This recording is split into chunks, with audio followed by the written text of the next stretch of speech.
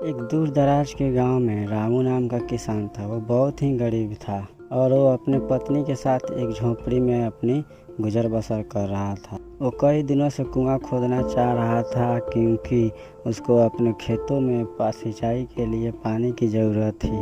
बहुत परेशान था क्योंकि वो ये भी सोच रहा था कहीं मेरी मेहनत बेकार ना हो जाए। रोज़ की तरह आज भी रामू कुआं खोदने के लिए घर से चला जाता है। रामू कुआं खोद ही रहा था कि उसकी फावड़ा अचानक किसी चीज़ से टकराती। रामू सोचता है ये पत्थर। उसने दूसरी बार फावड़ा मारी तो उसने देखा ये तो कोई घड़ा। उसने उस घड़ा को बाहर निकाला तो बोला ये घड़ा यहाँ क्या कर रहा है। तभी रामू को अचानक प्यास लगती है। वो बोला मुझे पानी मिल जाता पीने के लिए तो अच्छा होता।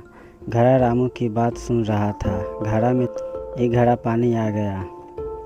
रामू जब घड़ा देखा तो ये दृश्य देखकर हैरान हो गया। उसने सोचा कहीं ये जादुई घड़ा तो नहीं। उसने घड़ा से बोला मेरी खेत सिंचाई करनी है, मेरी खेतों में पानी चाहिए। तुरंत घड़ा से पानी गिरने लगता है। कुछ देर में रामू के खेत की सिंचाई हो जाती है। रामू अब समझ चुका था कि ये कोई मामूली घड़ा नहीं है, ये जादुई घड़ा है। रामू घड़ा से सोने की सिक्का मांगता है और घड़ा रामू को सोने के सिक्का देने लगता है।